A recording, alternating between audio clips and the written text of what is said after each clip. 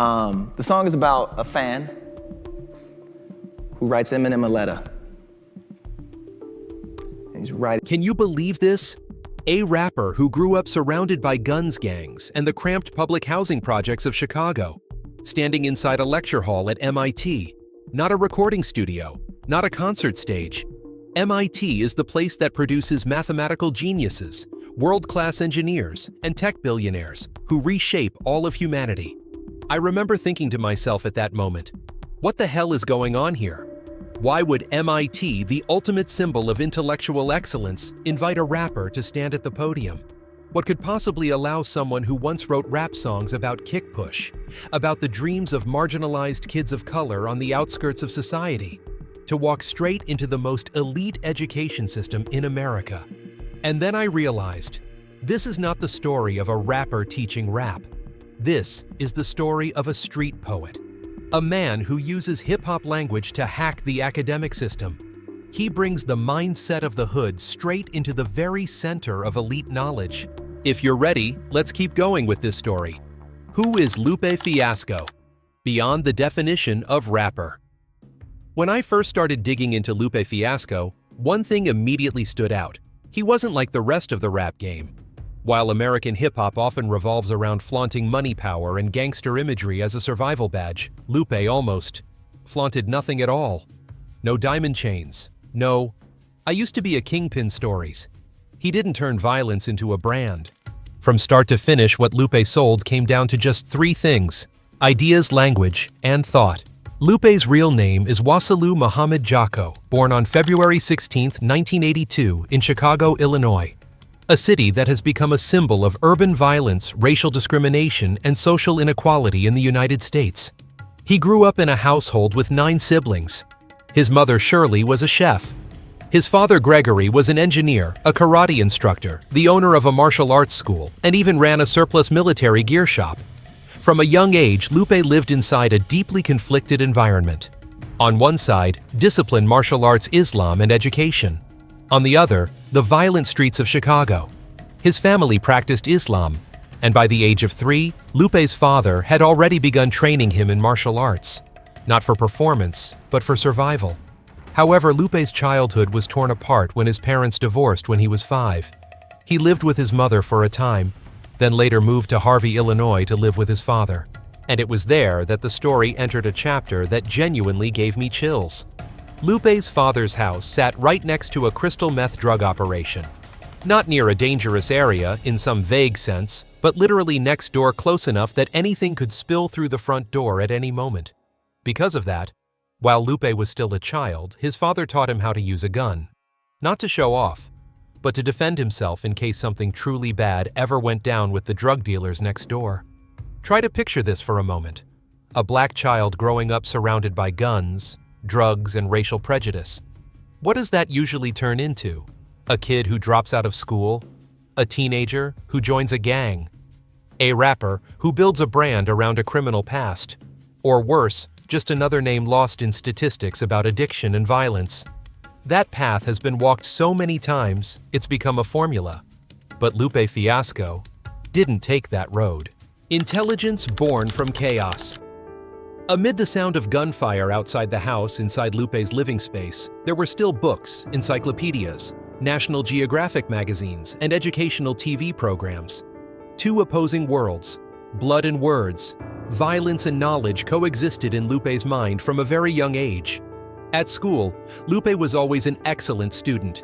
He competed in the academic decathlon, a multidisciplinary academic competition, and wrote poetry as a way to release emotion and process his thoughts. By 8th grade, Lupe began performing poetry over beats. And then came the moment that changed everything. When he heard Nas's album, It Was Written. Lupe has said that album made him realize rap could be complex, intellectual, and literary. From that point on, he decided to pursue hip-hop, but not in the way hip-hop was being packaged and sold to the market. He attended Thornton Township High School, where Lupe began making mixtapes with Bishop G, a gang member. Once again, 2 worlds collided. One was the streets, the other was language and ideas. And Lupe chose to keep both inside his head, without letting either one consume the other. Lupe didn't look at the hood solely through the lens of a victim. He didn't just ask, "Why are we suffering?"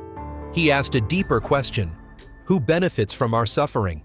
Instead of letting his environment destroy his intellect, the hood forced Lupe to develop survival intelligence, the ability to read systems, read power, and read society on multiple levels at once. And from this, something crucial took shape. Lupe Fiasco did not define wealth by sales numbers, awards, or chart positions. He defined it through intellectual capital, freedom of thought, and long-term influence. Once you understand this foundation, a truth begins to emerge. Lupe didn't become an intellectual rapper in spite of the environment he grew up in. He became that person because of it. Lupe Fiasco builds his career, an academic path, disguised as hip-hop. At 18, while many other rappers were obsessively chasing attention, looking for a quick hit, or at least trying to assemble a strong enough team to break into the market, Lupe Fiasco chose a path that was almost invisible. Lupe began writing music alone in his father's basement. No big team, no fancy studio, just beats, words, and a lot of time to think. Lupe once joined the group M.I.T and signed a deal with Epic Records, but the group quickly fell apart. For many young artists, that would have been an early dead-end proof that they weren't made for the industry. For Lupe, it was simply a test. The real turning point came when he independently recorded the song Could Have Been and released it as a demo tape. No massive promotion. Yet that very song caught the attention of MTV, opening the door for Lupe to sign a solo deal with Arista Records. Although his time at Arista was short, it led him to a decisive meeting, Jay-Z. The key point is that Jay-Z didn't see Lupe as a rapper who could sell a lot of records. Jay-Z saw an unusual mind, someone who approached hip-hop as a space for linguistic and conceptual experimentation, not as an entertainment assembly line. It was Jay-Z who helped Lupe secure a deal with Atlantic Records. From there, his career entered a new phase. Lupe's career truly took off when he appeared on the remix of Kanye West's Diamonds from Sierra Leone. Kanye immediately invited Lupe to feature on Touch the Sky, bringing his name into the mainstream spotlight. But what's interesting is that Lupe didn't use that moment to chase an easy hit formula. The single Kick Push, the song that introduced Lupe to the public, wasn't about money, women, or power. It was a metaphorical story with a clear structure, beginning, middle, and end, like a short essay, written in rhyme over a beat. From that moment on, Lupe sent a very clear signal. He wasn't playing by the same rules as the rest of the rap game. His debut album, Lupe Fiasco's Food and Liquor 2006, is the clearest proof of how Lupe approached hip-hop. Each track wasn't simply a song, it functioned more like a social analysis delivered through rhythm and rhyme. The album earned 3 Grammy nominations and won 1 award, but more importantly, it pushed critics and academics to start viewing Lupe as a thinker, not just a rapper. His second album, The Cool 2007, took things even further. This wasn't a collection of disconnected tracks, but a fully realized narrative work complete with characters, symbols, and recurring themes, closer to a novel than a rap album. At that point, I truly believed Lupe had unintentionally done something remarkable. He turned rap into a language system that could be analyzed academically. What set Lupe apart throughout his career was his approach to lyrics. To Lupe, rap wasn't about sounding good. It was mathematics, linguistics, philosophy. Each verse functioned like an equation waiting to be solved, an argumentative essay, or a philosophical thesis set to rhyme.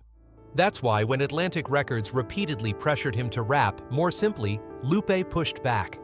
The result was a series of delayed albums and escalating conflicts. But in hindsight, it was precisely those clashes that prevented Lupe from being fully commercialized. A career that doesn't chase charts but accumulates academic value. Even though the album Lasers 2011 debuted at number 1 on the Billboard 200 and earned a Grammy nomination, Lupe never saw that as the destination. Later projects like Tetsuo and Youth 2015 and Drogas Wave 2018 made his stance even clearer. He was willing to sacrifice accessibility to preserve intellectual depth. Alongside music, Lupe became involved in interdisciplinary projects, founding art collectives, designing fashion, publishing comic books, and building creative businesses. Everything revolved around a single-axis language as a tool for thought. Even in philanthropy and social work, Lupe avoided performative gestures.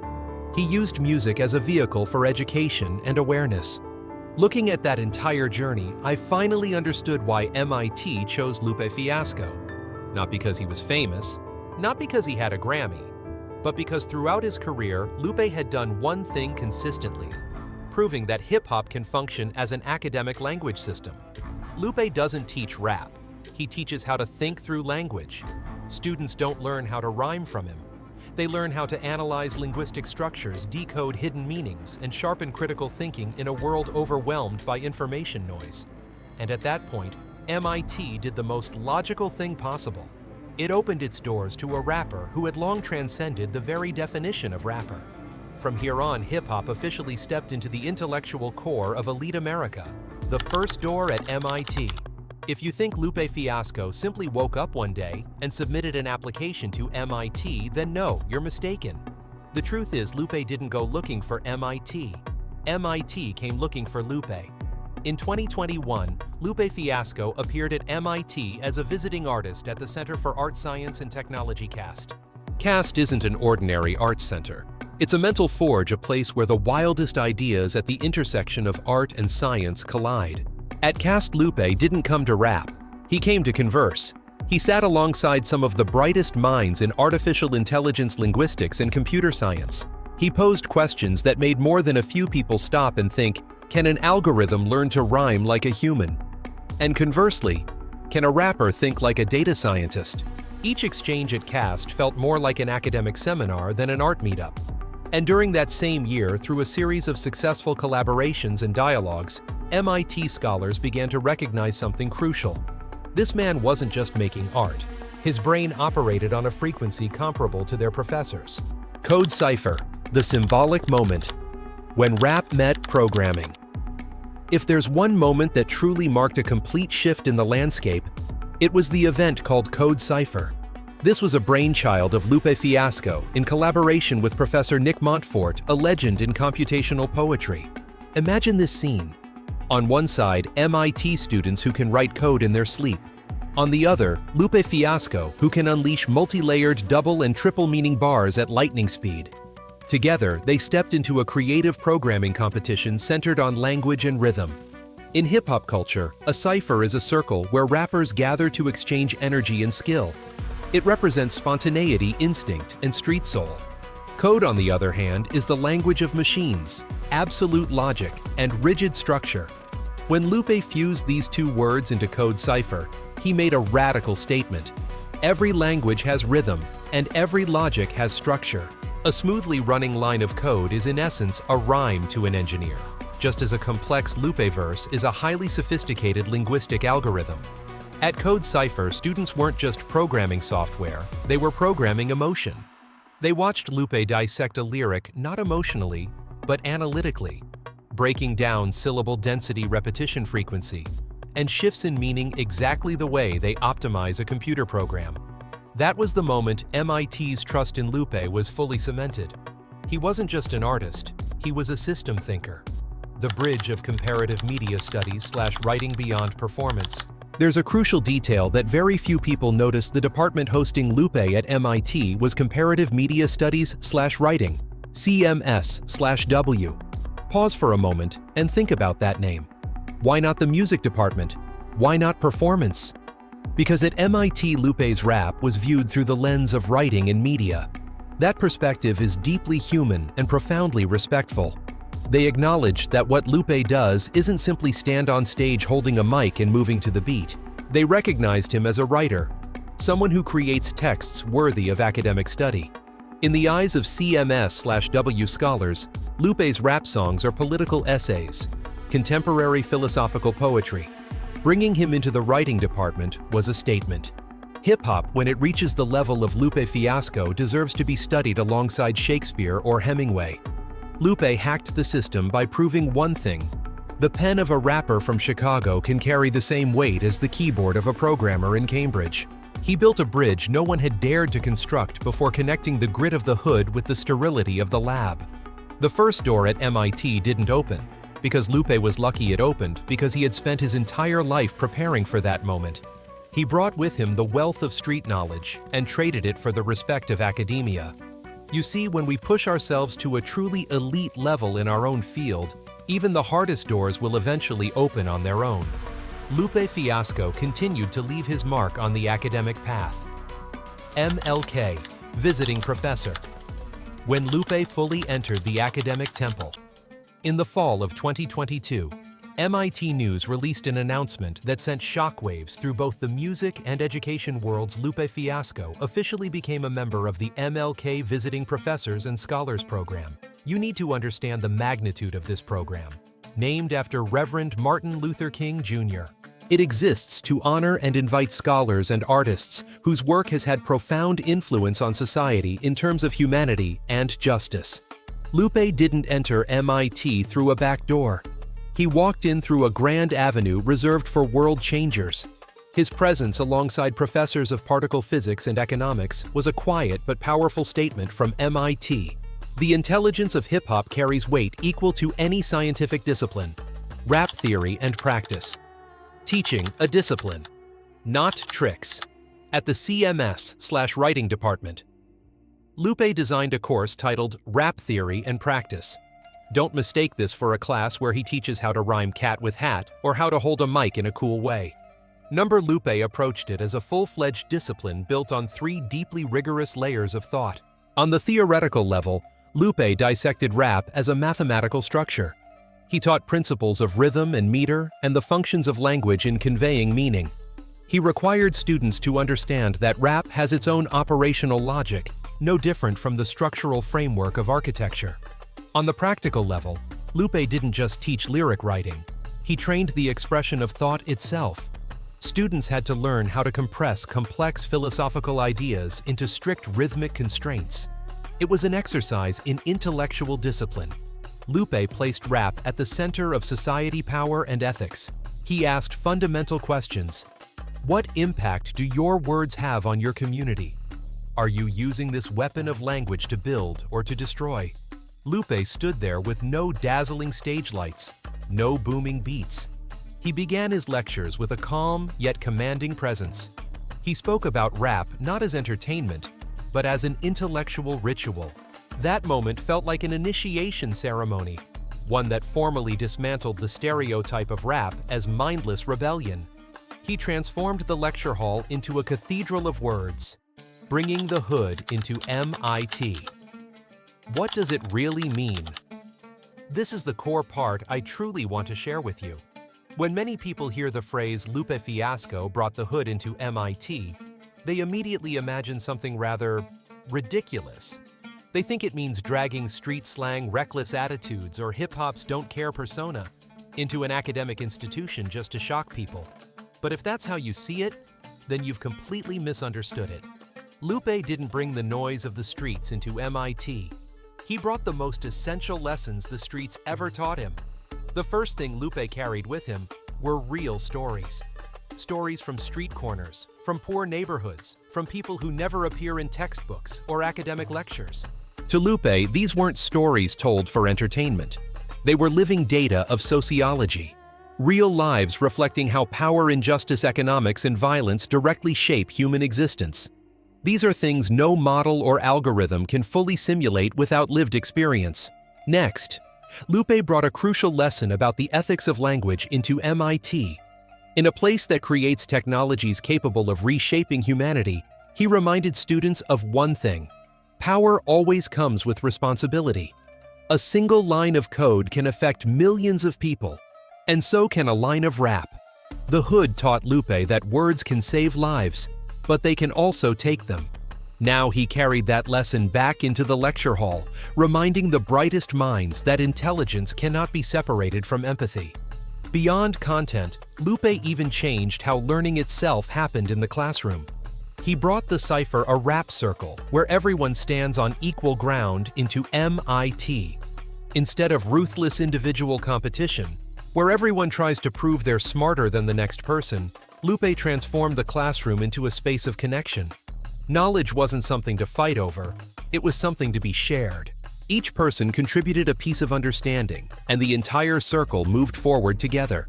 And the most important thing Lupe brought with him was the ability to read systems. As someone who grew up on the margins, an outsider stepping into the temple of knowledge, Lupe helped students see the blind spots that the education system itself sometimes fails to notice. A system can produce brilliant minds, but it can also quietly exclude exceptional talent simply because they don't hold the right credentials or don't speak the language of the elite. Lupe didn't teach rap at MIT. He taught how to see the power structures hidden behind knowledge. He taught how to use street-level thinking to question the very things society labels as standard. And that is how Lupe Fiasco hacked the conscience and intellect of one of the most powerful academic centers in the world, not through rebellion, but through a deep understanding of humanity. Lupe's success at MIT didn't stop in Cambridge. Even prestigious research institutions like the Peabody Institute at Johns Hopkins University have cited his course as a new benchmark for integrating art and education. When a rapper walks into MIT and is called professor, it creates an unprecedented precedent. Rap is no longer dismissed as an extracurricular activity or an outsider culture. It has been officially stamped and validated by the most respected academic institutions. Lupe has formally become an intellectual brand, a bridge between two worlds that once seemed destined to never meet. You see, Lupe Fiasco didn't just hack MIT to earn a title. He hacked it to install a new operating system for education. Lupe's journey proves one thing. When you are truly excellent and truly honest with your art, you don't need permission to enter the most prestigious spaces. You simply walk in and begin changing them. Goateeing. When rap becomes a living art laboratory. At MIT, Lupe Fiasco didn't just teach theory. He created a creative model called goateeing. The name comes from a famous linguistic paradox pronounced fishing. And true to its name, this project was a hunt for knowledge. Lupe took students out of the studio, out of the lecture hall, out of hip-hop's familiar spaces. He moved across the MIT campus, recording sounds that seemed meaningless at first. The hum of machines, footsteps echoing through hallways, wind cutting through steel and glass architecture, the resonance of academic space itself. To Lupe, MIT wasn't a collection of lifeless buildings. It was a massive instrument, a living body producing countless rhythms waiting to be heard. That is the essence of site-specific rap in goateeing. Rap was no longer written inside sealed studios, no longer separated from context. It was born exactly where it was performed, reacting directly to spacelight materials and the history of each location. Every public artwork on the MIT campus became a living studio, where students had to listen to the environment before speaking. But the ambition of this word wizard didn't stop at sound. He pushed the experiment further by connecting audio with visual art and painting. Dry numbers and complex algorithms were transformed by Lupe into shapes and color fields. He showed us that rap isn't only meant to be heard, it can also be seen through the interaction between rhythm and space. And then came the most explosive moment. That was when rap met jazz. During the performance of Goateeing No. 1 at Kresge Auditorium, the project reached its peak as Lupe performed alongside the MIT Festival Jazz Ensemble. Gritty, street-rooted rap verses carrying the history of the hood blended with the disciplined improvisation of jazz, a genre long seen as a symbol of American academic music. This was no longer a typical music performance. It was a high-level dialogue between the scholarly tradition of classic jazz and the raw vitality of hip-hop. Lupe once compared goateeing to a plein air painting by Impressionist artists, or to the constraint-based literature of the Oulipo movement. It is limitation, environment, and even discomfort that activate imagination at its highest level. In that context, rap became a more powerful thinking tool than ever before. Through goateeing, Lupe Fiasco proved one thing. When you break down barriers between extremes, you create a living artistic model. He turned MIT into a laboratory where sound, image, and thought dance together, affirming a truth that the highest form of art is the convergence of all forms of knowledge. If you think Lupe's journey at MIT was just a short-term experiment, you're deeply mistaken. Not only did he stay, he recently pulled off a personal upgrade that left both the tech world and the music world holding their breath. Lupe Fiasco, 2025. When the word hacker becomes an AI architect. By 2025 and early 2026, Lupe Fiasco was no longer just a visiting professor passing through. He had become a permanent symbol within the MIT ecosystem. The relationship shifted from project collaboration to something closer to a strategic alliance. Lupe wasn't just teaching classes anymore. He was serving as a key advisor for future projects at the intersection of art and technology. He proved that he wasn't a guest, but part of MIT's source code. The 2025 blockbuster project AI Samurai and the Invisible Mic. The latest project I discovered genuinely gave me chills. Lupe officially unveiled an AI system called SOSA Intelligence. This isn't a chatbot that writes rap for you. It's an AI tool trained on Lupe's own mind-hacking way of thinking. He uses it to decode ancient layers of meaning and apply them to modern creation. At a closed seminar at MIT in late 2025, Lupe staged a performance where he directly battled an AI version of himself. But the goal wasn't to win or lose, it was to prove a point. AI can imitate rhyme, but it can never copy the soul or the lived pain of Chicago. We also can't ignore the album Samurai. By 2025, it was no longer just music. It had become a textbook at MIT. Linguistics students were using Samurai to study how multi-layered narratives are constructed. Lupe turned the samurai into a symbol of intellectual discipline. He taught students this. Every line of code you write, every bar I spit, must carry the sharpness and honor of a samurai blade. And here is the most human part of all. Lupe is using his influence at MIT to launch the Urban Neural Network Project. He's connecting math prodigies at MIT with talented youth from underserved neighborhoods. He's building a network where kids of color don't need to know how to rap to be seen. They're taught how to use the sharp instincts of the street to dominate the world of technology.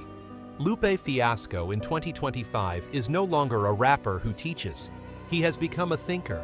He stands at the edge of the future, one hand holding a mic, the other typing on a keyboard, proving to the world that the Hood and MIT are really just two different names, for the same desire, the desire to understand and master the world. Do you think Lupe Fiasco is a rare exception?